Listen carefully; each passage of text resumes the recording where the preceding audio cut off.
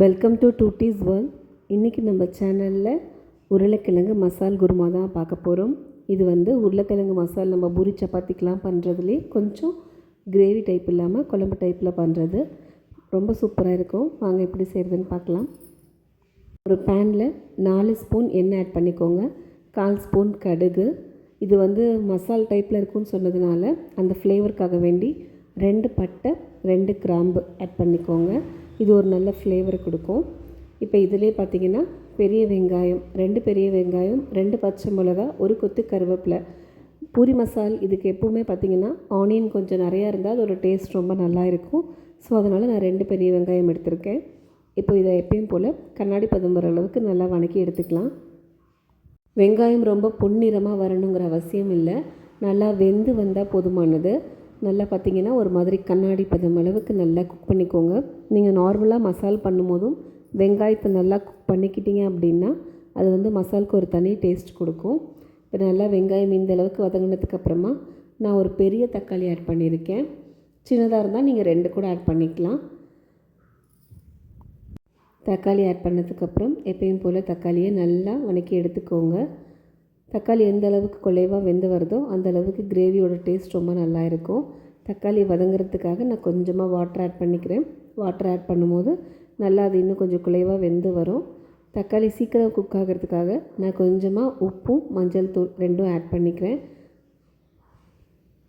அது 2ம் ஆட் பண்ணும்போது தக்காளி சீக்கிரமாகவே சாஃப்ட் ஆகிடும். யூஸ்வலாக பார்த்திங்கன்னா நம்ம பூரிக்கு மசால் எப்பயும் பண்ணுறது தான். பட் இந்த மாதிரி டைப்பில் ஒரு டைம் பண்ணி பாருங்கள். இது பார்த்திங்கன்னா பூரி, சப்பாத்தி, இட்லி, தோசை எது கூட வச்சு ஈவன் இடியாப்பம் எது கூட வச்சு சாப்பிட்டிங்கனாலும் ஒரு அல்டிமேட் டேஸ்ட்டில் இருக்கும்.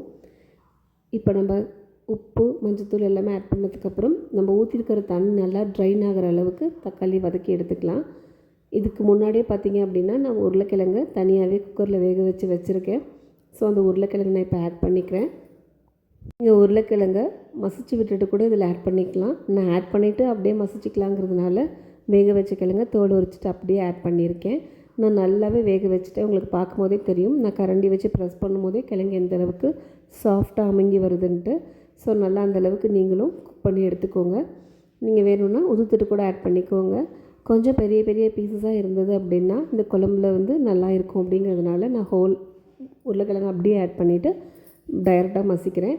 நீங்கள் மசிச்சுட்டு ஆட் பண்ணும்போது கூட கொஞ்சம் ரொம்ப தூளாக நுணுக்காமல் ஓரளவுக்கு பெரிய பீசஸ் இருக்கிற மாதிரி க்ராஷ் பண்ணிக்கோங்க. இப்போ இது எல்லாத்தையுமே சேர்ந்து இந்த வெங்காயம் தக்காளியோட இந்த உருளைக்கிழங்கு நல்லா இந்தளவுக்கு மிக்ஸ் பண்ணிக்கோங்க. மிக்ஸ் பண்ணதுக்கப்புறமா நம்ம இதில் வாட்டர் ஆட் பண்ண போகிறோம். நான் ஏன்னா இது மசாலேருந்து குழம்பு கன்சிஸ்டன்சின்னு சொல்லியிருக்கேன்.